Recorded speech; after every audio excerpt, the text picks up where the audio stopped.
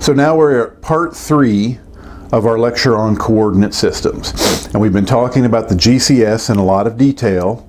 And so now, this last part, we're going to talk about projected coordinate systems and how ArcMap works with all these different coordinate systems. Okay.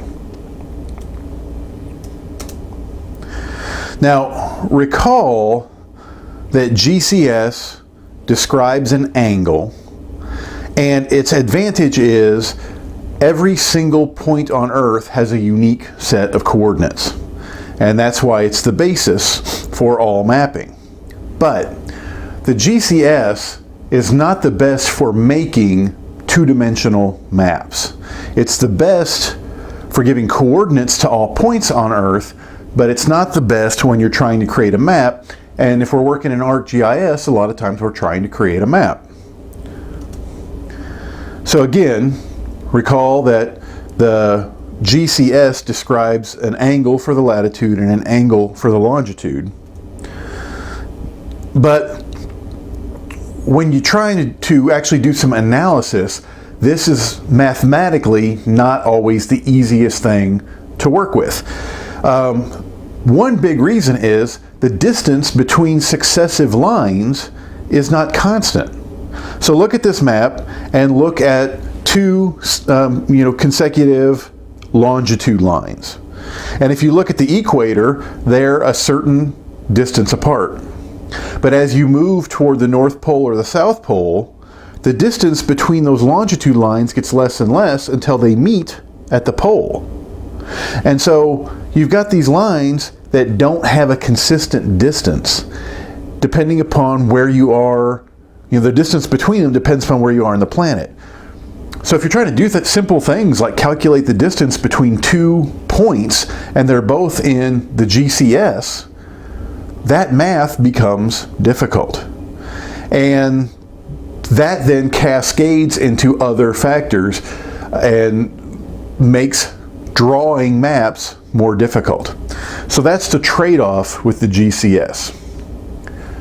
But now if we had a coordinate system that was a simple XY system, we treat the GCS as an XY system. We say the X coordinate is longitude, the Y coordinate is latitude. That's fine. But if we had a simple XY system like you're used to working with in trigonometry and algebra and calculus, the analysis is much easier and the math becomes much easier. And so by an XY system I'm talking about what I'm showing here right in the PowerPoint. Any coordinate is just at X and Y. And the X's are all the same units as the Y's. And so then calculating distance between 2 points is very simple. You can use the Pythagorean theorem and so on. Making maps, the maps often look a lot better. And so what this is called projecting coordinates. And so when we convert the GCS to a simple two-dimensional XY system, that's what projecting is. And it makes better maps that are easier to work with. Now there are a lot of details here about these different projections and why you use one and why you use the other and all the complicated math, and I'm not going to get into any of those because I don't know a lot about any of those, but we don't really need to. What we need to do to understand is what a projection is, what are some of the different projections, and then how ultimately does this all influence our work in ArcMap. Okay, so these are important, how these things work are important details, but they're beyond the scope of this class right now. Now, converting the latitude longitude to a simple two-dimensional XY is not a simple task. That's like I said, there's a lot of details back here. And there's something called the orange peel model. And I'm going to attempt to explain this. So here's my orange, right? And this represents the Earth. It's a spheroid. It's not a perfect sphere. But the skin of the orange represents the surface of the Earth. Now, if I wanted to make a map of the Earth, the easiest thing to do would be to peel off that skin. Bear with me. I'm going to see if I can't do this all in one piece.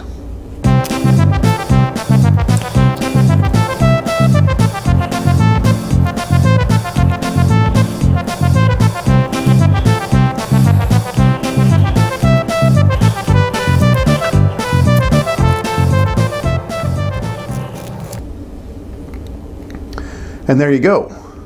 So if this orange was the Earth and I wanted to make a map, the best thing to do would be to take this peel off and then squish it flat and turn it into a map. Now, does that look like a very good map? That's a terrible map, right? Because you're taking this round spherical object, spheroidal object, and you're trying to flatten it into a two-dimensional map. And consequently, it looks awful. But it tastes good. But I'll eat the orange later. I won't subject you to that. And so that's why when we project the GCS coordinates and try to make a two-dimensional XY map, there is some trade-off here because it doesn't happen, it's not an easy thing to do. And basically here's the trade-off. If we're going to take this surface of the orange and turn it into a two-dimensional map, there must be some distortion. We must distort at least one of the following: shape, area, distance, or direction.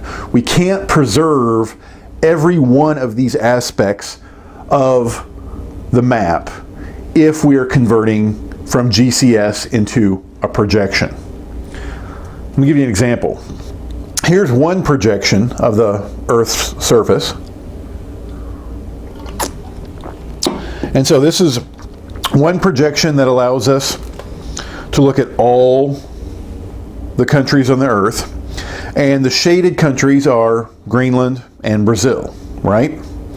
And so with this particular projection, we are preserving direction. You know, if you head straight north from Brazil, you'll run into Greenland.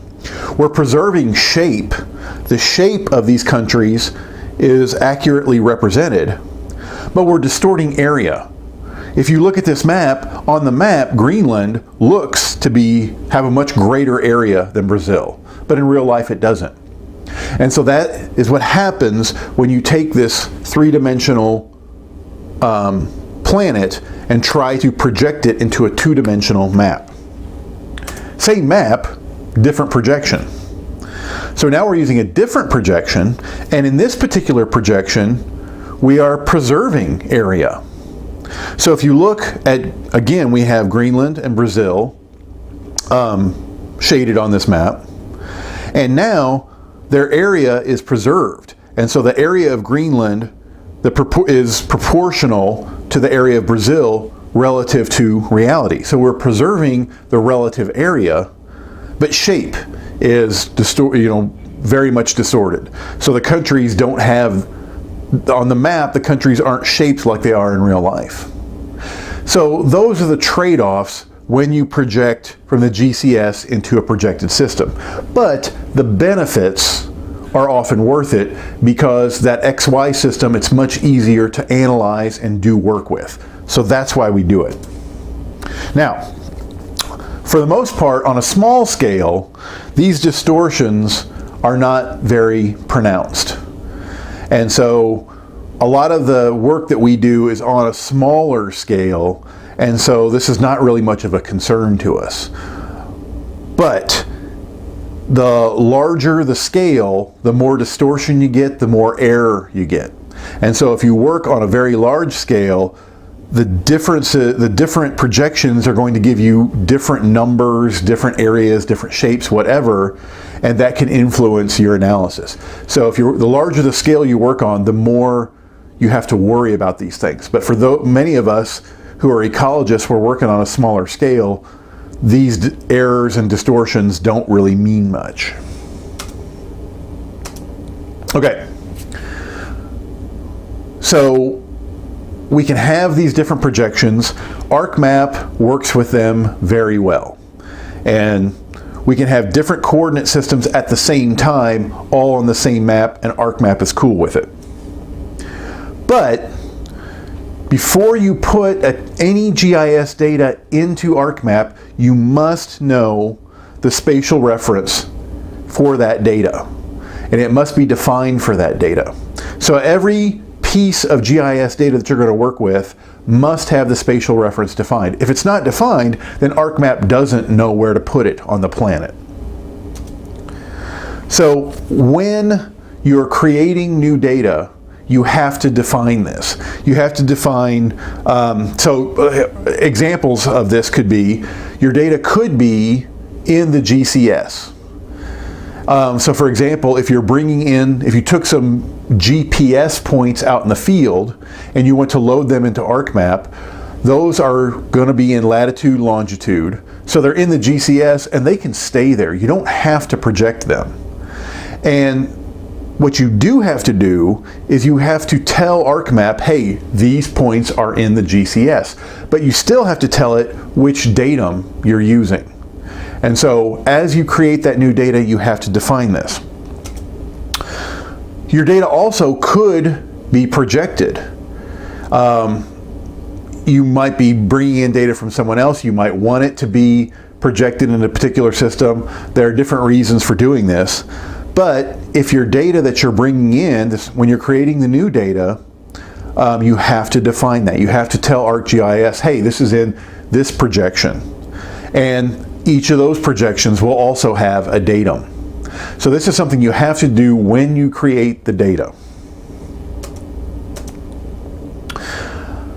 So all GIS data is georeferenced. That's why we make a big deal about this. When the GIS data are created, you must define the coordinate system. You must define the spatial reference. Otherwise, if you don't define it, then it's not technically GIS data because it's not georeferenced because you have no idea what the spatial reference is. All right? But when you create it, it must have it defined. If you go and get data from somebody, if you download it off the internet, if somebody emails it to you, whatever, it must have that spatial reference associated with it or it will not work in the software. You should not change the coordinate system of a particular GIS data file, okay? Because when it's created based upon that particular coordinate system, and that's it. If you change that coordinate system, then the data don't make sense and they will not map to the proper area.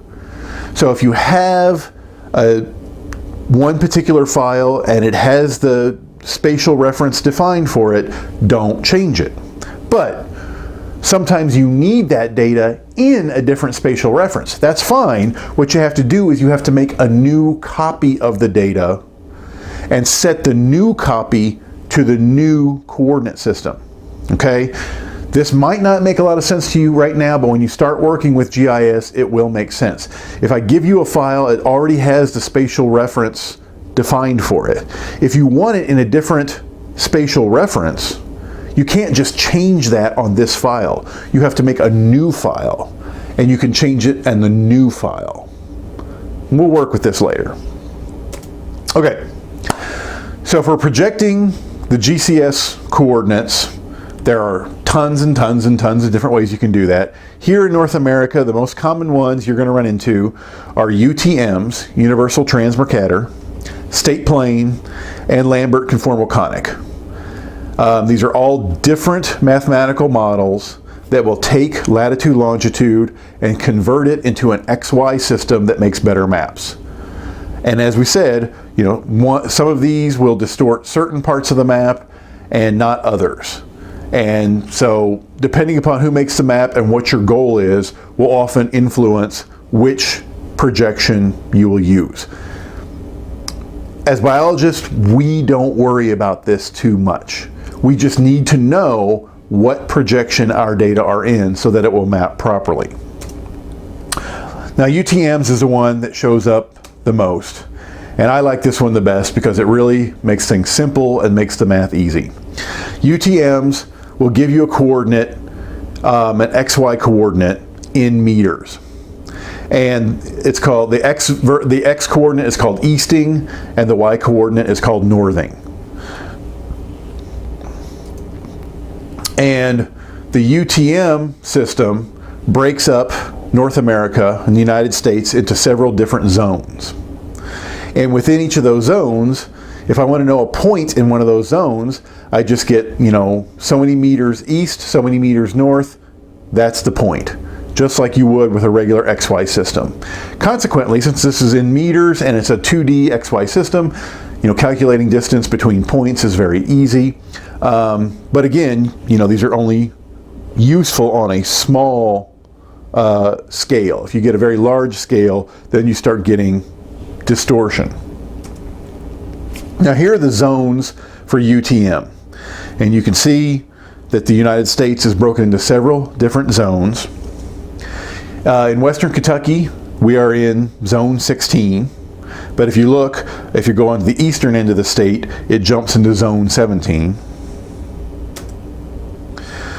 For all these zones, the origin, the point that has coordinates 0, 0 is in the southwest corner. And it's much further south than what you see in this map, all right? So the origin is way down south by South America, I think. So just imagine down below this screen is where the origin is. But in the southwest corner, you have 0, 0. And then if I give you a set of coordinates, you go so many meters to the east from that origin and so many meters north from that origin. And that gives you that point's coordinates. It's very simple. Now, because we have different zones, different locations can have the same UTM coordinates. And so if I give you a set of UTM coordinates, but not the zone, you still don't know where that point is. Because that point could be in any one of these UTM zones. See what I'm saying? This is one way that this projection deals with that distortion over a large area, is it breaks the large area into smaller areas. And again, it works because usually you're working on a smaller scale. So for example, Spring Lake, that lake that we've talked about and I've shown you the coordinates for quite a bit, it's at 693,163 meters east and 4486306 meters north from the origin of Zone 15. Now, because you have these different zones, first off, again, you need to make sure that you report what zone your coordinates are in, but also sometimes you work on an area that spans two different zones, and that can cause trouble. Now, for example, I said Spring Lake, which is in western Illinois, and so the arrow here is pointing toward where Spring Lake is in western Illinois. And if I went to the origin of Zone 15, which again is way down south by South America, and I went 693,163 meters east of that origin, and then I went 4,486,306 meters north, I would land right at the dam of Spring Lake. So that's why it's just a very simple XY system. And like I said, if your zone spans if your area of interest spans two different zones, you got to be real careful. I used to work on the Mississippi River, and if you study the western border of Illinois here, which is the Mississippi River, you see it's in Zone 15, but then around St. Louis, it crosses over into Zone 16. And so if you're recording coordinates in UTMs, you can get a different answer. You have to be very careful about whether your coordinates are Zone 15 or Zone 16. It's another reason why recording coordinates in decimal degrees is a great idea, because that problem goes away.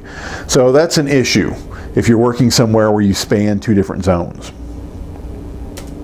Okay, other projections you might run into, state plane. Again, these projections work best on smaller areas. You don't want to do projections over larger areas because you have a lot more area distortion. So often states will define their own sort of coordinate system that only is viable within that state, but it gives you more accuracy because you're on a smaller area. Often these are just like the UTMs, just on a smaller scale. The Lambert conformal conic, I don't have much to say about that other than it shows up a lot. And so when you see it, you know that's all that is. Is that just another way to take those latitude and longitudes and project them into a different type of system that's easier to work with or makes better maps.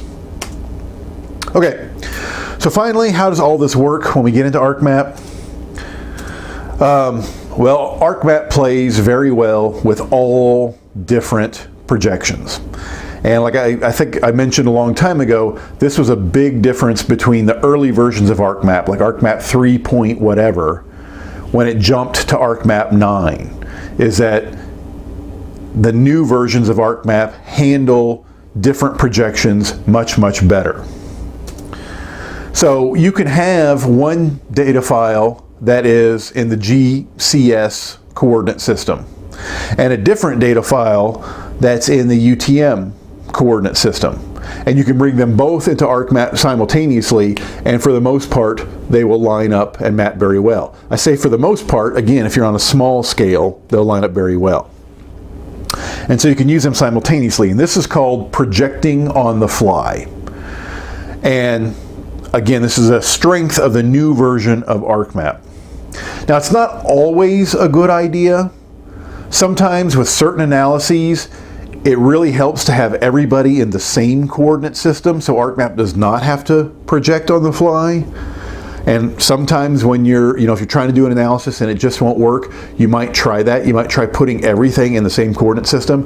But 95% of the time, you can just bring in files of whatever system and they'll all map together. ArcMap will often, give you kind of a warning, say a heads up, and say, hey, these are different systems, and so over a large scale, da-da-da-da. That's cool. Now, because ArcMap is can take all these different projections and play with them simultaneously, it has to have a system, okay? So it has to decide, okay, we're going to pick this one coordinate system and we're going to project everybody else to that coordinate system. That's the only way I can make this mapping work. And so usually the way this happens is the first data set you add to a project determines the coordinate system. So the very first piece of data you add to the project will give its coordinate system to the whole project. And then everybody else, all the other data files you bring in, will be reprojected to that coordinate system. So if your first file you bring in is in the GCS system, and so now your project is in the GCS system. And so now you bring in a new data file and it's in UTMs, ArcMap will reproject those UTMs into GCS so that they'll line up. That's projecting on the fly. And so the first data file added will determine what coordinate system everything is being projected to. Now, this is really only important to us because it will affect the display. Remember that as we choose different projections, we have to distort either area or shape or direction or I forget the last one. Anyway, and so whichever system is chosen for your data frame, whichever system everything is being projected to, will affect how the map looks.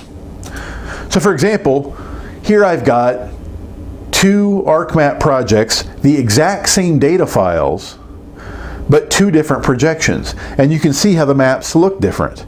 The map on the left here, this is Illinois, Missouri, and they look squattier. They're compressed north to south and they're kind of fatter, whereas on the right, they don't look quite that way. Depends upon how you want your map to work. So if your map doesn't look quite like what you want, you might just need to change your project's coordinate system. That's really one of the big reasons we need to worry about this. Now, remember, every GIS file must have the coordinate system defined for it. If you create a new file, you must define the coordinate system. If you get a file from somebody else, it must already be defined. If it's not, it will not work in ArcMap. It's not really GIS data if it does not have a coordinate system, because it's not georeferenced. And when you bring things into ArcMap, the data frame will choose one coordinate system, and then everything else will be projected to that coordinate system. And it's either the first file you bring in, or you also can define that before you bring in any files. And I'm going to show you an example of that. And so now I'm going to open up ArcMap, and I'm going to give you a demonstration of how we set these coordinate systems for the data frame and how things get reprojected and how it makes it look. But that's the last part that I have to talk about coordinate systems. So let's take a look at that in ArcMap right now.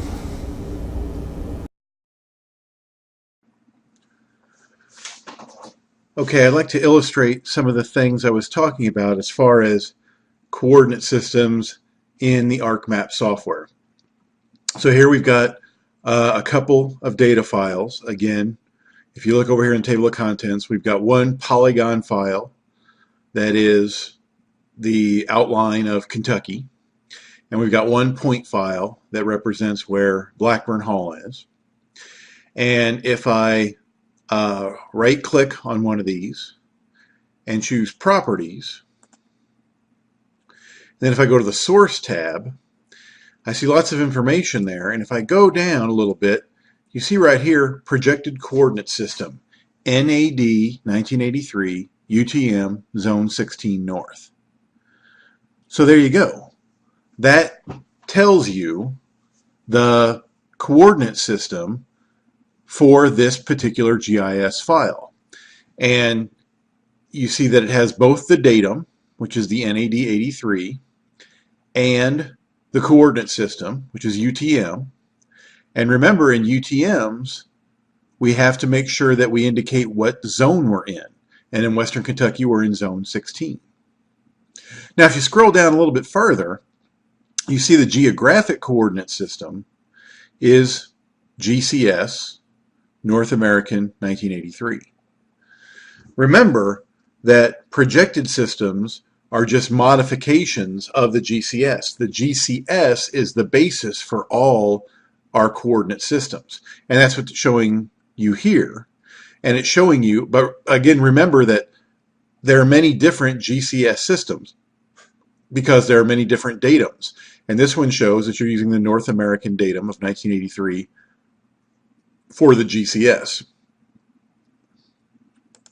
Now, if I look at the other GIS file, the one for Kentucky, I can just double click this too and bring this up. And I go to the Source tab. Now here, I don't have an entry for the projected coordinate system because this one is not projected. It was made in the GCS with the North American datum of 1983, but it was not projected. And so there is no projection information. This is just straight GCS, which is fine too. But you see how we have two files. They're each in a different coordinate system, but they line up like they're supposed to, and they map like they're supposed to, because ArcMap is projecting on the fly. Okay, so now let me show you how ArcMap does this. I'm going to start a new map.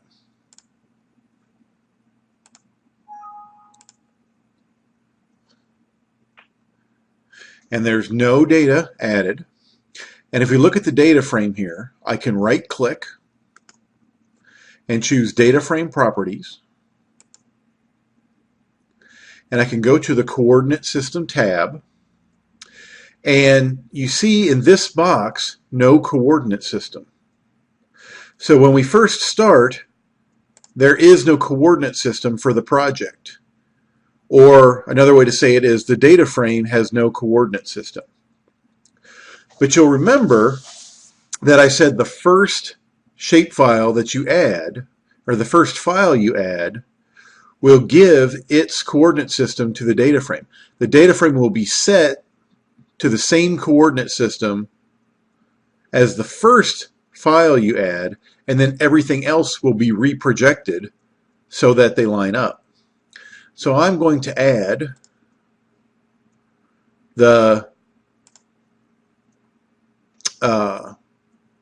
file for Blackburn Hall.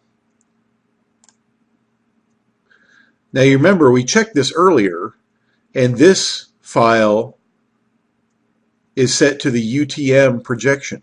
And I'm going to double click and show you that again. You look right there in the middle, projected coordinate system, UTM Zone 16. And now I'm going to right click on the data frame and go to data frame properties. And you see now in this coordinate system, it's the same system as that point file I just added. And so that shows you that the first file that's added will give the data frame its coordinate system. So now, as we work in this project, everything will be done and all the calculations will be made using the UTM Zone 16 coordinate system. And every file we add that's not in this system will be automatically reprojected to this system so that they can all line up. And you'll remember that our polygon file of Kentucky, which is right here, is not in that system. And I add it, and now I'm going to right click on this and choose Zoom to Layer. So now I can see that Kentucky is mapped exactly where it should be, because this is exactly where Blackburn Hall is in Kentucky. But again, I double click on this file and I look at the coordinate system and it's not projected. This one is in the GCS. So it's not in the same coordinate system as the Blackburn file. However, they map just fine because in the background the software is reprojecting this Kentucky file on the fly. And so there you go. That's how we can have different coordinate systems that play well in ArcGIS. Now, the other thing I want to show you is I'm going to start a new blank map.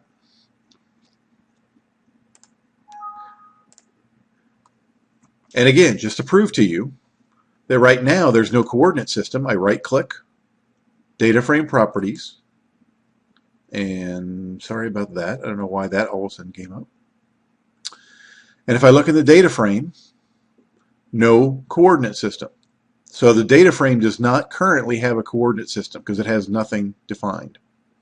This time I'm going to add the Kentucky file first. Remember, this one is in the GCS. So I add it first.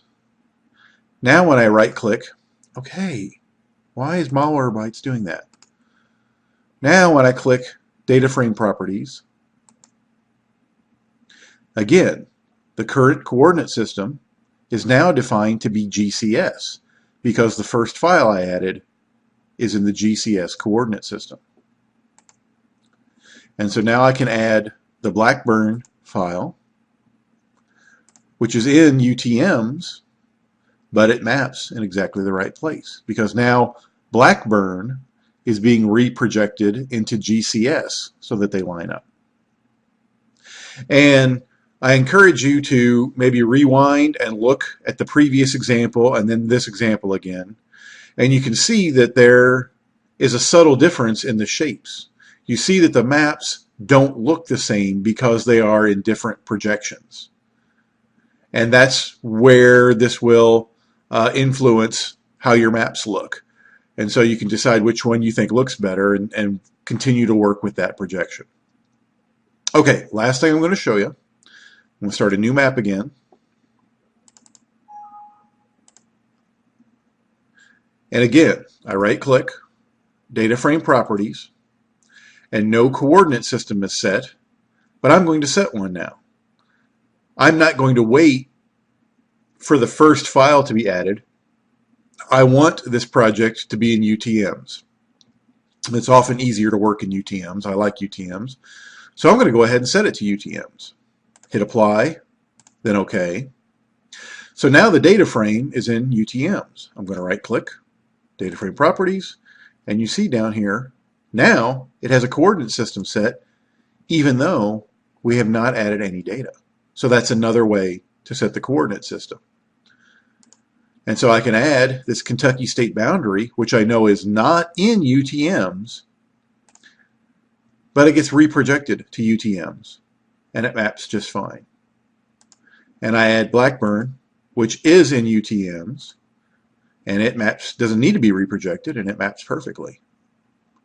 So that is the practical aspect of working with coordinate systems. Every file must have a coordinate system. You must be able to figure out what that system is, and you must understand how ArcMap is working with these different systems.